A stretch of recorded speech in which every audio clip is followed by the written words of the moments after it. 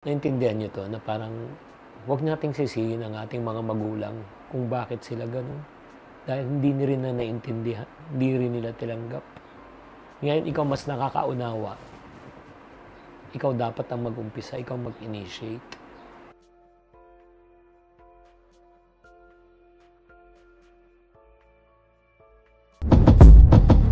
Money Masters with Chinky Tan. The views and opinions expressed by guests on Chink Positive are their own and do not necessarily represent those of the producers, hosts, or network. Chink Positive is for entertainment and informational purposes only, while guests may share insights on financial and business topics. This does not imply endorsement of any products or services. Viewers should perform with their own research.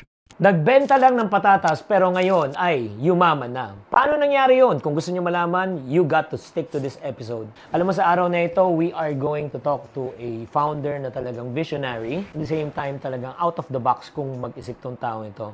Kung gusto nyo matuto kung paano magnegosyo kahit na wala kayong puhunan at paano kayo mag-uumpisa, let us welcome the founder of Potato Corner, no other than Mr. Joe Magsaysay. Hi, good morning, Joe.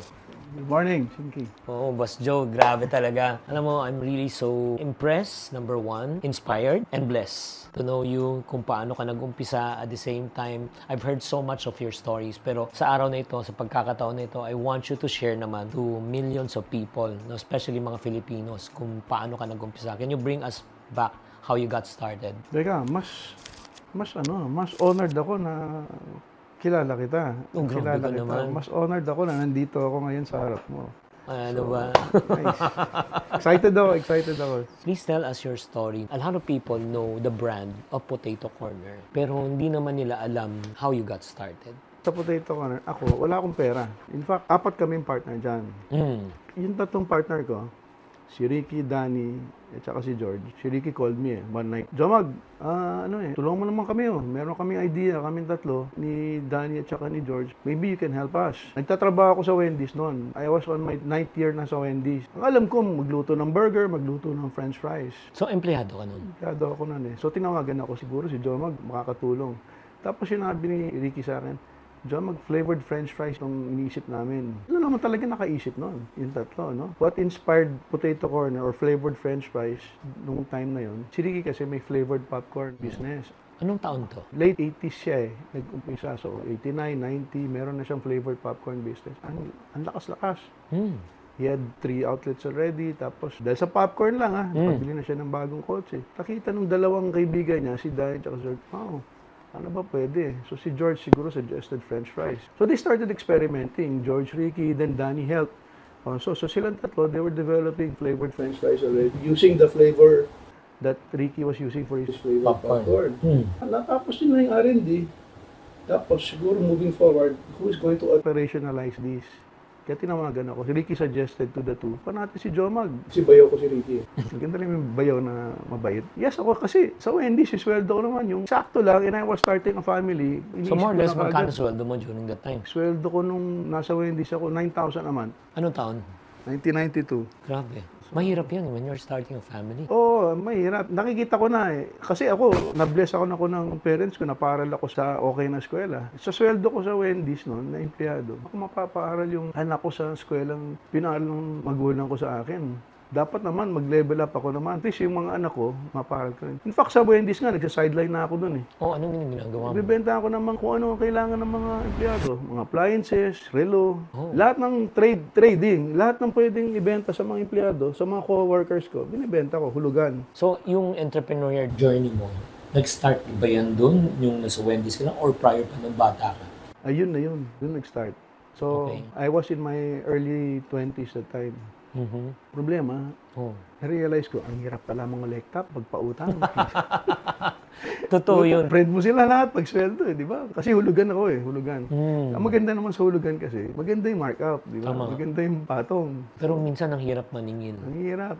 Oo. Minsan, hindi mo pa maalala kung sinong pinautang mo. So, anong ending nun? Naging profitable ba yung... Hindi ko na nga alam kasi malay ko sa negosyo that time. Ang alam ko lang, magluto ng burger at saka french fries Pero okay yan. Siguro before we go to the next one, alam mo, I think kapulutan dapat ng aral ng mga tao yan Kasi nga, when you want to get into business, kailangan yung negosyong papasukan mo, dapat alam mo.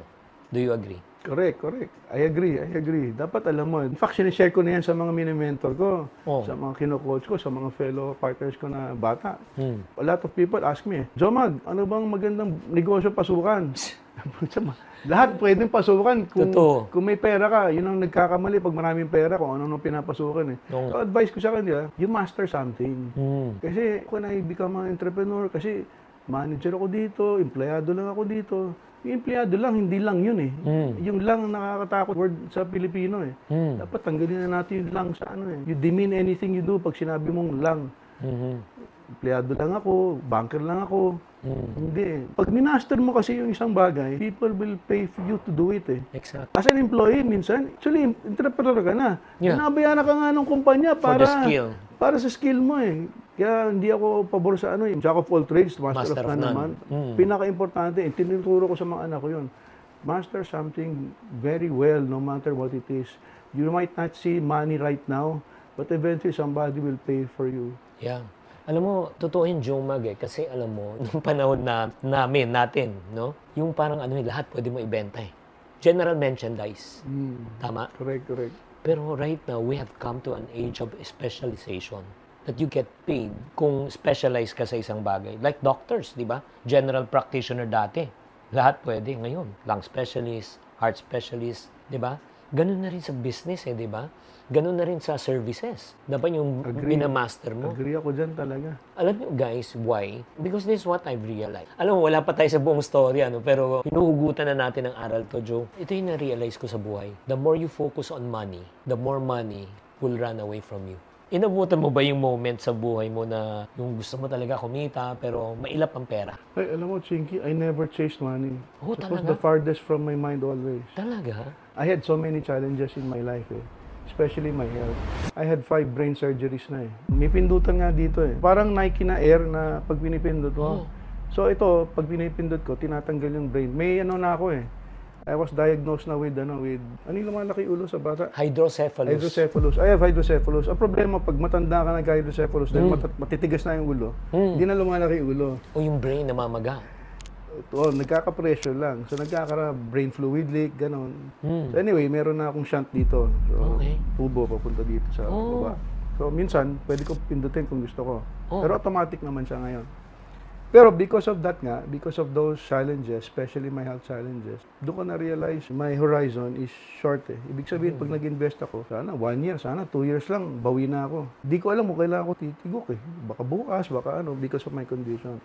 So I'm living a day at a time lang. Wow. So the way I do business, the way I treat my friends is, I love you, let's be partners, walang iwanan, tulungan tayo. In fact, my core kasi is giving and sharing eh. That's why tinan mo yung Potato Corner. It's easy for me to say 80% ng outlets franchise yan. Kasi we share eh. Di ba when you franchise, you share not only your technology eh. But profit. You share your profits also. In fact, in 2019, I just made a computation. What if yung 80% na franchise namin, company-owned lahat yun? Lumabas, we were sharing 300 million in net profit every year sa mga franchises namin. But that's okay, no? Kasi me and my partners, maluwag kami sa ganyan eh. Gusto namin tumulong parati to share our profits, to our franchisees, to our employees. Kahit ako naman yung sweldo ko sa Potato Corner, ang baba-baba eh. Yung profit share ko naman, ang laki-laki naman. So doon ako bumawi, kaya happy naman ako to work. Sige, let's go back to your story, no? 4 kayo, 3, tapos nag-start kayo ng flavored fries. How did that proceed? Yung in terms of, di ba sinabi mo, nagbenta ka, pagkatapos niyan, hindi naging profitable. Ano yung next venture mo? Next venture ko naman, dahil nasa Wendy's pa rin ako, di ba yung mga karton ng french fries sa Wendy's, tinatapon lang yan eh.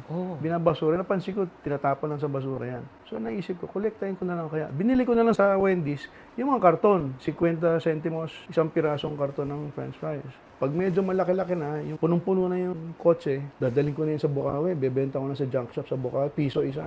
So, doble? Doble. Yun ang naging negosyo ko habang nga sa Wendy's. Ako yung sideline ko. So, napamahal ako sa french fries kasi negosyo ko, kahon ng french fries eh. Hindi lang yun, napamahal siguro ako sa french fries, not only because nagluluto ako ng french fries sa Wendy's, naging mastery ko yun eh. Binibenta ko mga karton ng french fries, sideline ko. Tapos nung paumpisa ako, yung first 2 months ko sa Wendy's, kasi night shift ako eh. Closer ang tawag doon eh. Hindi na ako umuwi kasi ang store doon sa Makati, Quezon City ako umuwi. Doon ako natutulog sa tindahan kasi yung pasok ko 7:30 na umaga. So, naglalatag ako ng karton ng french fries. Doon ako natutulog sa ibabaw ng french fries sa likod ng tindahan. Grabe. Sa labas. Pero safe naman kasi katabi ko yung guard eh. Yun ang tulugan ko. For how many years? Mga 3 months yun, doon ako.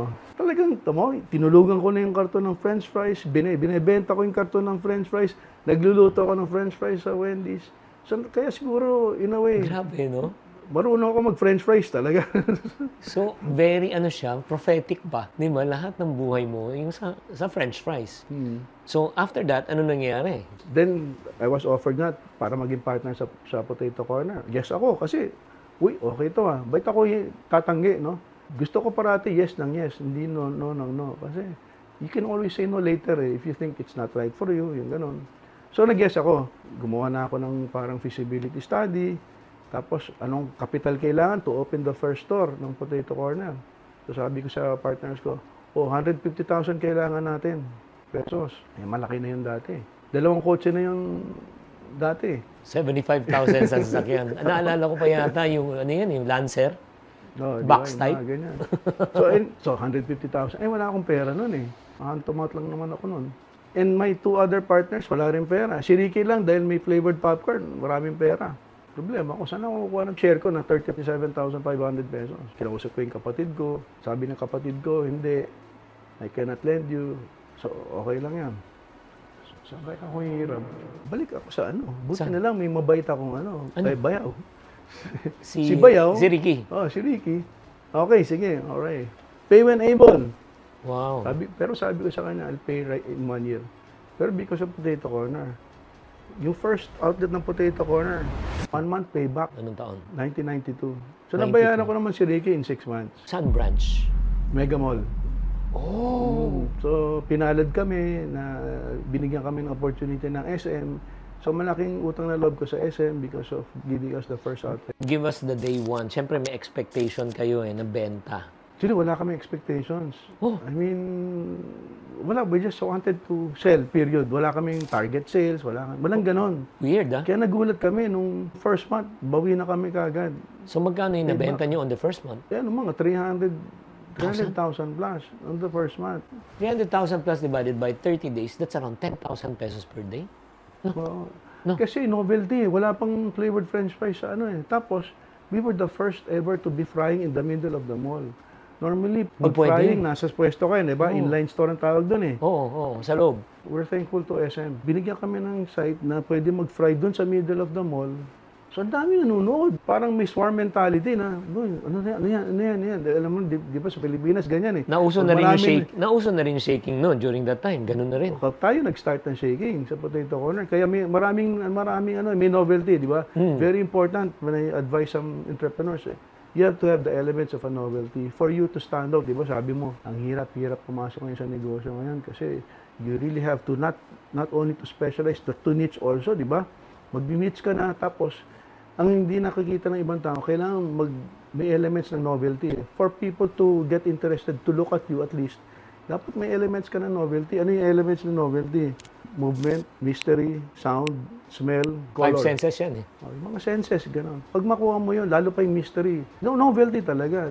Pero, dapat masarap naman. Although, kunyari, meron ka nung 5 elements na yun, I have this all. Pero, pag hindi naman masarap yung product mo, di tatagal yun. After that, very short ka lang. Boom! Punta sila lahat, bibili. Pero hindi na babalik yun kasi hindi masarap eh. Pero pag nakuha mo na yung novelty, tapos masarap pa, tuloy-tuloy na yun. Swerte ka na nun. So guys, yun nga. Yun ang mga business tip. Ano yung number 1 ulit? Sight. Oo, sight. Smell. Mystery. Movement. Okay. Ang movement may daya na ngayon. Kasi yung movement, pwede ng TV na lang eh. Diba? Yung mga menu boards ngayon, may movement na eh. Mga ganun. Dati, I was even toying with the idea. Yung signage ng Potato Corner, gumagalaw-galaw yun eh. Yun ang movement. To catch the attention. Kasi ang ganda ng mata ng tao eh. Alam mo, kahit sa peripheral vision mo, kahit sa mga gilid, pag may gumalaw yun, alam mo may gumalaw, titingin ka eh. Ito mo yung mga billboard sa EDSA. After 2 weeks, di mo napapansinin yan eh. Indifferent ka na. Di ba? Ang tawag doon, indifference eh. Pero pag gumagalaw yun, parati kang tumitingin eh. Kasi ang training sa human nature is to look at things that are moving because we want to either hunt them, to eat them, or to look for something that gives us pleasure, di ba? So guys, ang dami na natin mga marketing tips na nakukuha. So let's go back to the story. First month, 300,000 ROI. Amazing. Na-shock kayong magkakaibigan? Shock na happy talaga. Nasa Wendy's ka pa nun? So, Wendy's ako noon. In fact, gago talaga ako. Marami akong kasalanan sa boss ko kay Titoy Pardo eh. Bakit? Tsaka kay Bet. Mga boss ko yun eh. Kasi, sa dami ng volume, wala akong nalagyan ng fries. Kailangan frozen yun eh. Oo. Pucha, pinapalagay ko dun sa Wendy's, dun sa... Where? Sa Mega Mall, sa freezer niya. Now it can be told, di ba? I got a call from the office of the president of Wendy's. Delikado na to. I mean, baka papatawagin sa opisina ng presidente kung hindi tigok ka na, di ba? So, tanong siya, Jomag, ganyan. Hindi, ang galing ni Titoy Pardo. Sabi ni Titoy Pardo, I call him JTP. Can you make a choice, Wendy's or potato corner? So I told him, I'll choose potato corner po. Kasi I gave a commitment to my partners that I will run the business for them. I help them run the business. Okay, so he shook my hands. Then he said something that I thought was irrelevant. He said, Jomag, mag-ingat ka lang mahirap may partner So, sige, shake hands kami. Like that. Mami natin alamin kung ano yung nilalaman nun. First month, shock kayo. After that, what happened? What happened next? Dahil may novelty, tapos masarap pa yung pagkain. Tapos siguro may swerte talaga. Swerte lang kami. And dahil may mastery ako sa French fries, mayroon akong alam sa franchising kasi galing ako sa Wendy's. So sabi ko, wala partners, wala tayong pera eh. Paano tayong mag-expand? May mga nagtatanong na. Paano wala kayong pera? Bumibenta kayo ng 300,000 naman. Ipambayad sa mga utang lahat yun eh. Ah. So, yung profit ng store meron. Pero after utang, wala rin, zero ulit. So, paano kami makaka-expand? So, sabi ko, franchise tayo. If you ask mga franchise consultants, they will never tell you to franchise on the second store. They will tell you have to have 10 stores first. Ganyan. Yeah. Parang Kami, dahil dala ng pangangailangan. Sige, franchise tayo. We call it a franchise, but it wasn't really a franchise. A joint venture yan eh. Joe Magsaysay said that more than a franchise, it is a joint venture. A joint venture is a strategic partnership where two or more companies develop a new entity in order to collaborate on a specific project or venture. This arrangement allows each company to pool their resources, expertise, and capital to achieve a common objective and share the risks and rewards. The second store was already parang our version of a franchise. Diyan na yan, tuloy-tuloy na yan. I have this personality that normally I can trust anyone unless they change my mind about themselves. I don't mind sharing. Ang typical tao, will keep things close to their chest. Ibig sabihin, ayaw mo sabihin yung secret mo. Yeah. Mga ganon. Kasi baka lumakas sila. Ako, I don't mind sharing. Okay lang ako Basta nakatulong ako sa ibang tao. So ganon. Kaya I didn't mind. I didn't mind also a franchisee or a partner sabihin mo, Jomag mali ito I don't mind that. Kaya ko naman yun. May mga entrepreneur na hindi kaya yun. So, advice ko. Kasi may magtatanong sa akin, Sinky Jomag, when is the right time to franchise? Ang sagot ko, kasi Potato Corner, nag-franchise. Wala pa kami manual nun. Walang lahat. Wala pa kami corporation nun. So, shake hands na lang. Diba? Pero sabihin mo naman, wala pa kami niyan. Can we work on this together to improve on this? So, ganon. You have to disclose lang naman Sabihin mo lang yung mga totoo. Curious lang ako. Because of your first experience na nagpautang ka, di ba? Yung collection. Na-realize mo hindi mo negosyo yung pagpapakolect. Is that a reason why you also went into the food business aside from your expertise? Kasi cash basis yun. At that stage, nung nag-start pa lang ako ng pamilya ko, kahit anong negosyo, papasukan ko talaga. Pero na-bless ako, na-invita ako ng tatlong partner ko. Kasi food yun yung pala yung yun yung calling ko yung partnering, franchising, food. Yung pala yung mastery ko Hindi ko naman na-realize that time, mastery ko na yun Ulitin natin ulit. Food, Franchising. I believe it's a cash cow business Hindi katulad ng mga hardware, like for example, construction. Kasi yun yung collection yun. Alam mo, ang hirap ng business yun Tingin ko may solution doon. Kasi yung Potato Corner, nung dumadami na yung naging trading business. If you really look at Potato Corner, hindi naman siya talaga food business. Yung B2C end niya, food yun. Yeah. It so happened, French fries yun. Pero the real business is B2B. Is trading. Selling stocks, To goods, the franchise. to the stores. Yeah. Kaya medyo Potato Corner was different and better. Well, ito, advice na natin sa may mga negosyo na nagka-franchise. Alam mo, ginawa namin COD. Oo nga. Pag franchise ka ng Potato Corner, hindi lang COD. Pay before delivery. PBD, Pay before delivery. Bayad ka muna, tapos we will deliver. So nawala yung receivables dun sa part na yun. Tapos yung royalty pa, isa pang issue yun. Ang royalty, habang lumalaki yung negosyo mo, lumalaki rin siyempre yung receivables mo sa royalty. Minsan may mga tao ayaw magbayad ng royalty, ba? Yeah. Lalo pag yung negosyo nila, pero parang hina na yung negosyo. Anong ginawa mo? Tanggal royalty. Oh. First kami to remove royalty. Oh. Simple lang, di ba? Simple lang yun. Di mo lang di ang balance sheet mo ang ganda-ganda. Ang ganda ng balance sheet mo kasi zero receivables ka. Ang ganda ng balance sheet mo kasi wala kang asset. Asset light ka eh. Kasi franchise lahat eh. You're using other people's money. You're using other people's time. Using other people's organization. Wala. Nung nakita nga ni RSA yung balance sheet kasi Si RSAC? Ramon Ang. Ramon Ang, ayan. Ramon Ang is the owner of San Miguel Corporation at marami pang korporasyon. Siya ay batang tondo. He's also Filipino-Chinese. The fourth richest man in the Philippines, and that is no other than si Ramon Ang. Jomag, ano kayo? IP company lang pala kayo, ha?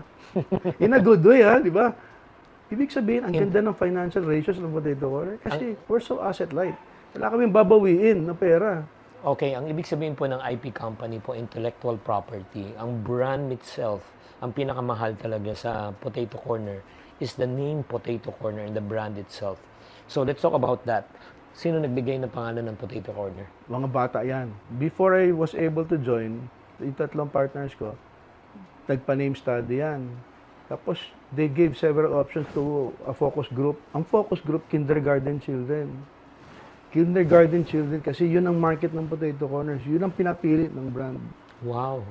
So that's how niche we were in our market. We knew exactly who our market was. Hindi maganda yung kahit sino pwede, di ba? Isasabihin mo, B2C, B2D ang market namin. O kaya 7 to 50 years old ang market namin. Sa panahon ngayon, di ba? Sinabi mo, tama ka eh. Dapat may focus ka talaga kung sino talaga. Lahat. Sino market mo, sino competitors mo, you're attacking those now. So ito na sa Potato Corner, wala pa nagpapa-franchise, kami lang, na kiosk. Ngayon, ang hirap na talaga kasi lahat nagpapa-franchise na, di ba? Dapat talaga, you're so niched and focused para pumasok sa market. So right now, Joe, gaano kalaki yung impact ng pagpapalaki sa'yo ng parents mo with regards to what you're doing right now? Maraming childhood issues. Alam mo, I had 4 years of psychotherapy. Psychotherapy, also called talk therapy, refers to a variety of treatments that aim to help a person identify and change troubling emotions, thoughts, and behaviors. If I knew psychotherapy would help me, lumabas lahat ng hugot ko pala, childhood issues eh. Alam mo, kung alam ko lang nakatulong sa akin yung psychotherapy, I would have had psychotherapy Earlier. 20 years ago or 30 years ago pa. So my advice to your audience, alam ko medyo mahal yun eh, pero kung meron ko yung makitang tumutulong sa inyo, no, maybe for free. Ang laking bagay pala ng psychotherapy. So ano yung financial trauma mo? Childhood issues ko, marami. Family is a childhood issue. Yung wala akong laruan nung lumalaki ako.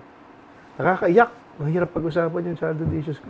Hindi kasi ano mo, Joe, a lot of people look at you and then, yun nga, just like RSA saying, grabe ang galing-galing mo, you know, IP company ka lang.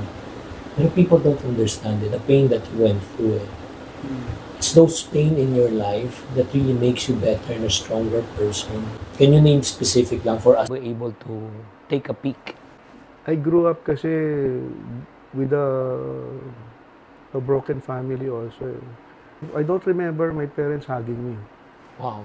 I never remember my parents saying, I love you. Wow. They probably said it when I was Younger. na hindi ko maalala yung mga yon. But during my days nung alam ko yung nangyayari, I never heard them say, I love you. Never hug. We never had the family. I never had my mom and dad bring me to dinner in a nice place. To treasure sa akin yun every time I see families. That's why there's a family gathering, I feel bad eh. Kasi I never had that experience eh. So my way of siguro adjusting towards that is to be always open eh. Open and sharing because I know Yun ang kulang ko nung araw eh. Yun ang hugot ko eh. So, ano naging impact sa'yo nun? I just feel sad. Alam mo yung asawa ko at saka ako, bad trip yung asawa ko sa akin eh, pag duwag kami ng sine eh. Bakit? Alam mo kung bakit? Lalo pa pag Netflix. Oo. Kasi, napanood mo na ba yung yung kay Joel Torre, yung recently? Oo, yung Lolo and the grabe. King? Oo. First 5 seconds pa lang, umiyak na ako eh. Galit na. Yung asawa ko sabi niya, Jomag, bad trip ka eh. Hindi ako pwedeng umiyak kasi nauna ka na umiyak eh. Grabe yung last part. Yung nagkakaroke sila. Oo, di ba? Sad talaga. Grabe. Hindi ko pa natatapos yung scene yun dahil kakaiyak ko. Hanggang Hanggang ngayon? ngayon, hindi ko pa tinatapos yun. Hindi ko kaya.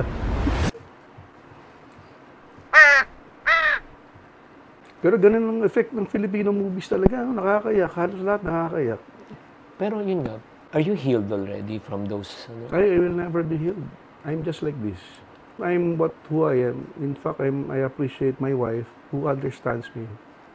It was difficult when we were starting, but psychotherapy helped talaga.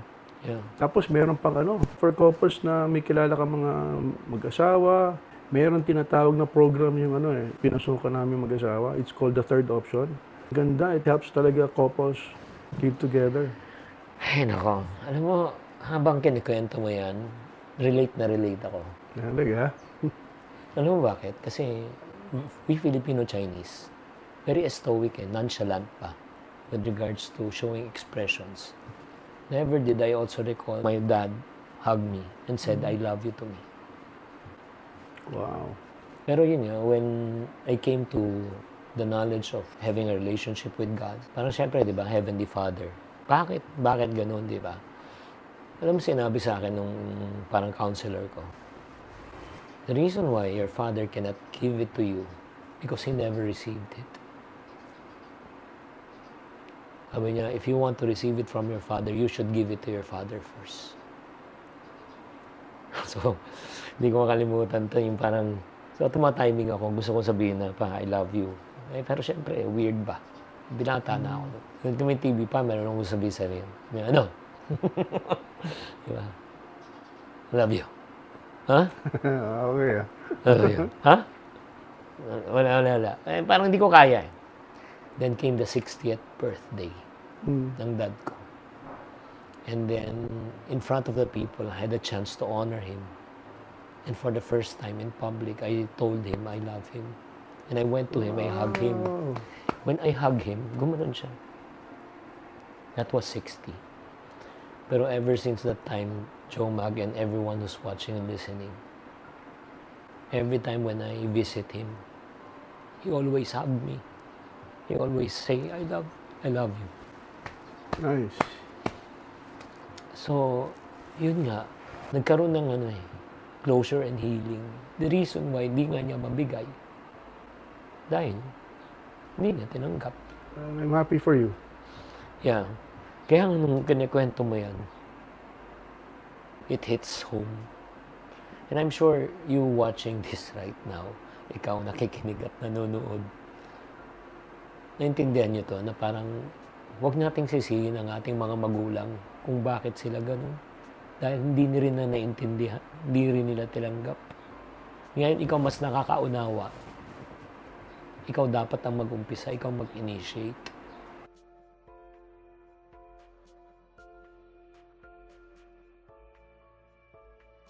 Alam mo, I'm happy for you, no? But ako, I was robbed of that eh.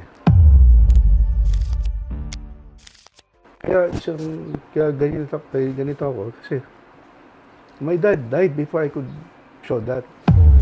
Diba? I was robbed of not buying him dinner, buying him lunch, or saying I love you or hugging him because he died when I was young. Ilang taon? He was 59 when he died eh. So, parang nasira. In fact, he was parang the light of my life eh. Na he wanted to become a lawyer. I would have probably become a lawyer if he was still alive. But because he died, parang naging feeling ko, it was parang yung somebody promised you something but didn't give it to you. Yeah. It was like a... Totoo yun, yung false, ano yung parang... I forgot the word. Pero, bad trip ako nun. After my dad died, doon ako nag-develop ng suicidal tendencies. And then I carried that up to today. Psychotherapy helped me a lot. I know my triggers now. I avoid those triggers. But I still have those feelings of suicide always. For a lot of people, I know there are many people who also carry this feeling na they want to commit suicide. But I think you just have to know what your triggers are and avoid them. Because life naman goes on talaga eh. Alam mo, dami nating daddy issues. Grabe. Yung kwento mo na ulit, nag-trigger na naman sa akin. Gusto mo malaman yung storya? 1970 plus. Premiere ng Wonder Woman. Okay. Inabakan ko ng 3 weeks yun, 1 month. Na alam ko, Friday, 7 p.m., Channel 9, magpi-premiere. 7 p.m. Lumabas tatay ko, nakabihis ng alas 6. Sabi niya, kain tayo sa labas, lahat buong pamilya. Sabi ko, no, I cannot because I have with Wonder Woman. Tapos sabi ng papa ko, papipiliin kita ng gustong restaurant. Pangalawa, pag-uwi natin, tatawag ako sa Channel 9 para replay ko para sa'yo. Malay ko. Bobo ko noon, bata pa ako. So mama ako, masaya kain. Pag-uwi ko, mga 9 o'clock na. Pa, tawag ka ng Channel 9, sabi sa akin. Tulog ka na, niloko lang kita. Ano mo, my whole world crumbled. You know what was the impact? Oh. Ever since that day, whatever my dad told me, I never believed. Wow. Broken promises kasi. Kaya ano talaga, hirap na hirap ako. Kaya nga when I came to have a relationship with God during that time, we call Him God the Father. Hirap din ako when I pray for something and it never came through. Ano, parang mindset ko, pareho ka lang naman ng tatay ko. I understand. Pero yun nahila ko, na-realize ko that our Heavenly Father is very different from our Godly Father. The reason why He never answered our promise, yung prayers, because He has better plans. Alam mo, itong usapan natin na ito, parang...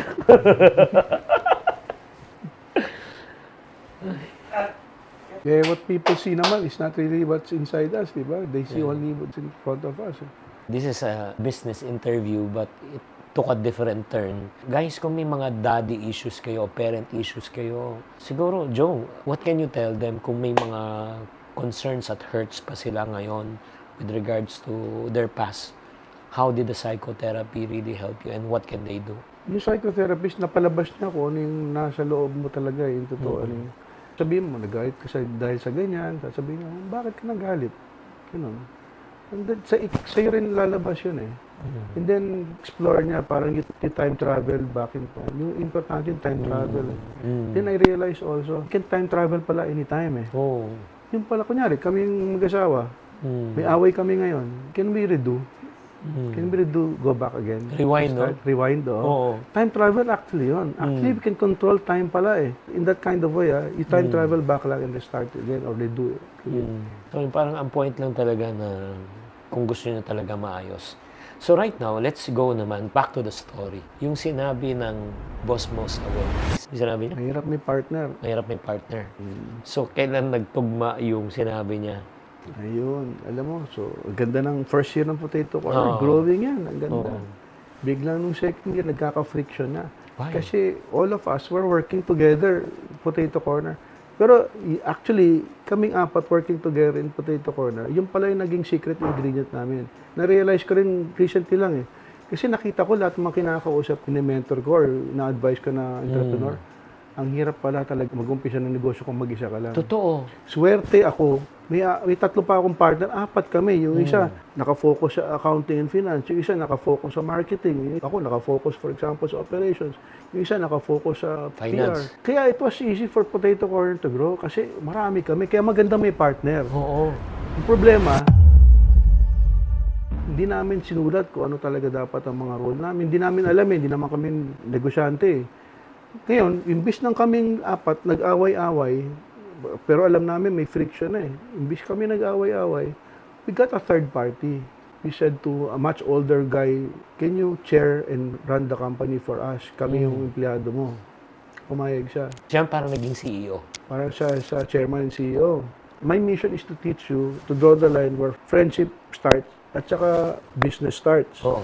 So yun ang naging mission niya. May kasabihan one head is good, two heads is a monster na di ba? So you can't have a business with two heads Impossible, it won't work So ginawa niya, hiniwalay kaming apat, kanya-kanyang kumpanya. Para wala kami pakialaman na sa management. Then we realized that ang management, iba pala sa member of the board, iba pa rin yung shareholder. So iba palang hats yan Shareholders, iba. Shareholders, di pwede makialam sa management. Board of directors nga, hindi pwede makialam sa management Ang management, di rin pwede makialam sa board. So these are the different parts of the business pala na kailangan matutunan ng mga tao pag nagsiscale ka na. Having you said that, actually, mahirap talaga na mag-umpisa na mag-isa. Totoo yun. Kasi parang ikaw gumagawa ng lahat. Di ba? Imposible yun Imposible in the sense, sa start, yes. Pero hindi siya sustainable. And then, ang problem ng one-man team, you sometimes become an employee of your own company. The reason why you get into business, so you want to have more free time. Pero right now, wala ka ng oras. Kasi ikaw nagpapatakbo ng lahat. Kaya you were ahead actually of your time. Yung aksidente na nakafocus kayo, yan ang ginagawa ngayon Di ba? Sa mga business. Di ba? O sige, sino expert sa ganito? Makipag tayo, collab tayo, or let's say, wait, let's hire them. Ang difference lang, guys, na I hope na you should take note of this. Walang kasulatan na maliwanag. Correct. Importante yung kasulatan. Di ba? Yun ang develop namin later on na. In fact, any business I get into na as a shareholder, as an investor, angel investor, may kasulatan na ngayon. Tapos yung expectation, roles, Correct. di ba? Correct. Deliverables, shares. Tapos meron ako share sa'yo, Chinky. Dahil sa pinag-uusapan natin, ang hirap magtayo ng negosyo mag-isa lang. Maraming ganun di ba? Maraming takot na may partner. Ang ginawa ko, meron ako ngayon, now you can partner, your friends or your audience can partner with me. Nagtayo ako ng incubation center ngayon. Kaya may incubation center dahil sinasabi ng Philippine Franchise Association, if you start a business, there's an 80% chance of failure. Tama. If you franchise a business, there's an 80% chance of success. Maganda nga naman yung franchise kasi may proven system na. Pero wala kang added value na parang ginawa ko na after a while, binenta ko na yung potato corner. I was able to monetize already and get out na. Binenta mo yung IP? Binenta ko yung buong potato corner. Oh. Created the Incubation. incubation centers, which I will scale nationwide. Now I'm looking for partners like you, like some of your friends who will partner with me. Ang incubation center, mag-isa ka lang na entrepreneur, you will have an 80% chance of success now is because if you're part of my incubation center, you will have the support of course, the proof of concept area. The malls don't allow proof of concept lang They want medyo established brands already or operations already. So walang incubation center sa buong Pilipinas. We will be the first professional incubation center. So that's the platform. The second, because we capture your data, we provide you mentoring and coaching. We provide you commissary if you need food for food. We provide you supply chain support. We provide you accounting services if you need. Oh. So we provide you all the support services so that you can concentrate on fixing your operations and business development. In fact, pati business development we can help you with. Mastery ko kasi franchising at saka entrepreneurship So we can provide you all those support services para makascale ka. In fact, sa incubation center, marami na nag-scale doon. For example, Give me a brand. si Taho Story. 5 months ago, they only had 1 store in my incubation center. Today, there are 100 stores na. Si Mamunako Koy, by the end of the year, will have 12 stores. Jose Quesos will have 6 stores by the end of this year already. So, they're able to scale already. So, ang ibig sabihin, nakipag-partner sa inyo? Paano ba yun? How does it work? Some partner with me because they vet those who bring into my So I interview first. Let me know, you pitch your concept. Ano ba concept mo? Bakit ka ba? Sino bang? Sasabihin mo sa akin who are my competitors, for example? How am I better than my competitors?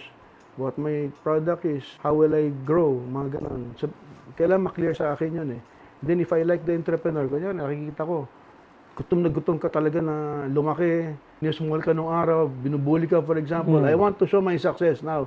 Yung mga tinitingnan ko sa entrepreneur Yun ang yung sinabi, galit na galit. Oo, may sinabi kayo nung umpisa nung off the air tayo. The best revenge is success di ba? So, I will help you achieve that. In fact, sometimes I say, I make your dreams come true. You join me, you join my incubation center, you be my partner, let's make your wish come true. Grabe to, grabe to. Ngayon ko lang nalaman to, no? So, Joe, may mga tao dyan na nakikinig na nanonood who wants to be part of the incubation center, no? May opportunity ba sila to be part? And anong qualifications? Baka may nanonood ngayon, may idea ako, may ganito ako. Paano? Ano yung proseso? You want the look and feel of the incubation center. Meron tayong incubation center sa UP Diliman. It's called Viewed Food Market. But I'm starting to scale this nationwide na. So in every town, gusto ko magkaroon ng incubation center for the local entrepreneurs. I'm looking for some innovation in food. Kailangan masarap, kailangan innovative. May sisig ako, masarap yung sisig ko. Yung sarap hindi naman nagagaling, yun ang mali ng iba. Kala nila, masarap. Sa kanila. Sa'yo, masarap. So, may mga testers na kayo tapos to check bago pa i-launch yan. Ako lang. I have a team who will say, well, give me advice. But more important, sasabihin ng team ko, strength naman ng team ko are the numbers people eh. Sasabihin ko, sir, itong problema, hindi profitable to negosyo to. Maganda nga itong negosyo pero hindi profitable. Mataas ang food cost niyan. Ganun. Bago pa mag-launch, alam na niya kung pasado o hindi. Kaya guys, kung gusto niyo malaman on how to become part of that, abangan niyo Potato Corner. Di ba? Right now. Ano pa ang plano nyo sa company? I know, nabenta mo, but still, may say ka pa rin, di ba? Yes, I'm a senior advisor now of Potato Corner. Of course, anybody can own Potato Corner stock now. Kasi si Shakey's Group is listed eh. It's PAVI. Listed company eh. So, you can become a shareholder. Your friends can buy a share so that they become a partner na in Potato Corner. So, kailan pa nag-list yung sa stock? Si PAVI kasi, Hubat Potato Corner is listed naman talaga in the stock exchange eh. Kailan pa? Matagal na? Matagal na yan eh. Okay. Ilang branches na ang Potato Corner? 2,000 na ngayon. 2,000 and growing pa rin. Growing pa rin. At open pa rin sa franchise. Open rin sa franchise pa rin. Oh, mamaya, pag-usapan din natin kung gusto mag-franchise. Pero hindi, may chismis nga ako. Di ba? Nag-viral ang Potato Corner during that time. Oo. Alam ko yun. Okay. Take note ha, wala na si Joe Magno. Alam mo yung kwento doon? Hindi. Okay, ang kwento doon kasi, sa Canada yun eh. May Canadang franchisee na naghahanap ng empleyado. Nilagay niya yun. Yun nga, daming mga credential, di ba? So, nag-viral yun. Hindi sa Philippines. Hindi sa Philippines. Kakatawa yun. Sabi ko, naghahanap yata ng CEO tong ano. Naghahanap ng flight attendant yata ito ng ano. Okay, so right now, Joe, give us an advice to people who want to start a business right now with zero capital. Pag zero capital, Chinky, you have to master something. It can be painting, it can be making sculpture out of toothpicks. But if you're the best and you're the only one doing something, people will pay you for that. Wow. Look at a person, for example, may magaling sa, for example, sa quantitative analysis. I have a guy whose master is quantitative analysis. Laki ng sweldo. Which I'm willing to pay him a lot because and I want to keep him kasi wala akong mahanap ng ganong klaseng tao eh. Totoo. So parang he's an entrepreneur to my mind and because of what he brings to the table for me, alam mo, ginawa ko siyang partner. Ba't sa amin? Pati empleyado ko, partner ko eh. Yung empleyado ko, empleyado ka lang, buong buhay, empleyado ka lang. Lahat empleyado ko, naging entrepreneur. Naging partner ko sa negosyo. Wow. Give us an advice naman to people who want to start a brand like Potato Corner. Find out first kung ano talaga ang market mo. Saan mo gusto ibenta yan. Tapos the brand will develop itself. Importante, alam mo muna kung ano yung market mo. Kung sinong market mo. Hindi lang yung sabihin mo, dapat anong age bracket, anong klaseng tao sa market. Very niche ngayon talaga yung negosyo. Kailangan naka-zero in ka talaga.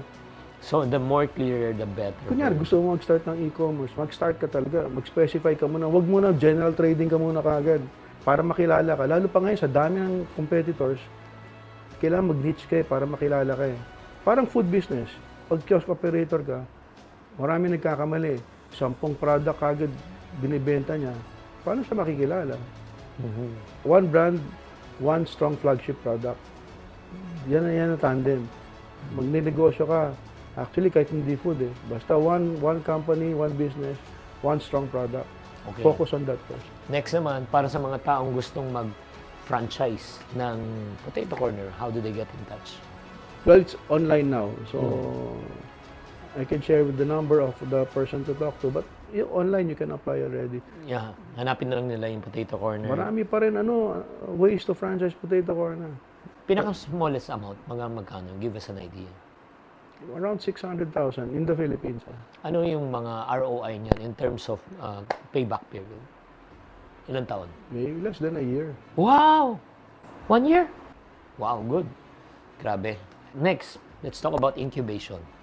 So, kanina ko pa sinasabi, paano sila makaka-enroll or let's say para malaman if they qualify for the incubation? Who did they get in touch with? They can get in touch with me. I-message ako, send nila more or less kung ano yung idea. Then, And last but not the least, ito na. Para sa mga tao may mga childhood trauma, just like what we talked about a moment ago, can you please address them and talk to them para naman makatulong? Just like yung sinasabi mo, if I know this 20 years ago, I would have done this. Siyempre, a lot of people are still hurting na hindi pinag-uusapan to eh. Tabu to eh. alam mo, yung tinatawag na prayer eh. Yung prayer kasi, you're talking to God. Kasi normally, if you're talking to another person about your problem, they will reply to you, they will advise you based on their childhood traumas also, based on their own experiences. But God is open to anything. So prayer is very important. Actually, prayer is very important, not only because you're talking to God, because it's yourself and you're quiet. Pray when it's quiet. When you're alone, when you're in a room, mas magandang prayer yun, yung one-on-one talaga, nung tahimik, because you start reflecting also. Sabihin mo talaga lahat. Hindi yung prayer na gusto ko, kasi nagiging prayer natin, gusto ko nito, sana, wish ko ng ganito, bigyan mo naman ako nito, may sakit sa ganito, pakihil. Hindi. You're talking about yourself first. Take care of yourself first with God, yourself. And then, pag nagawa mo yun, tinan mo, lalabas lahat yun. Sometimes you don't need psychotherapy. God is your psychotherapist. Remember that, God is your psychotherapist. You just have to pray to Him. Joe, permission lang, if you are comfortable. Is it okay for you to pray for those people right now? Lord God, we honor you. We give you thanks for everything that you provide us. God, I'd like to lift up to you all our friends, all the people we know, and everybody else have their childhood traumas. Yung may mga hugot. Maraming may hugot po, Lord God. Tulungan niyo na lahat ng may hugot. Lahat ng may hugot. Lahat ng may suicidal tendencies. Lahat ng parating sad or parang wanting something. Tulungan niyo sila, God. Lahat. Alam ko matutulungan niyo sila. Thank you. Guys, if you just pray that prayer, if you are one of them, I want you to type in the comment section, I prayed. I do believe na hindi aksidente na pinanood mo, ibang intention mo dito. Gusto malaman kung paano kumita ng pera, paano magpayaman. Pero ngayon nga, nalaman natin na ang lalim pala ng hugay ng isang Joe magsaysay. Kaya kung ikaw may pinagdadaanan ka rin at tulad ni Joe, I highly recommend, number 1, talk to a professional. Number 2, talk to your priest or pastors or people who can really help you. Alam mo, yun nga, keeping it to yourself will not heal yung concerns and wounds mo. But if you allow people to help you, allow God to help you, it will heal yung mga wounds mo in your life. Oh, Sorry, I want to interrupt you. I want to share one more thing pala. Very important sa akin to. You can only change yourself. Don't even try to change others. You will never succeed. If you want a peace of mind, if you want to be happy, you only have to change yourself. And then because you change yourself, the change will follow after that.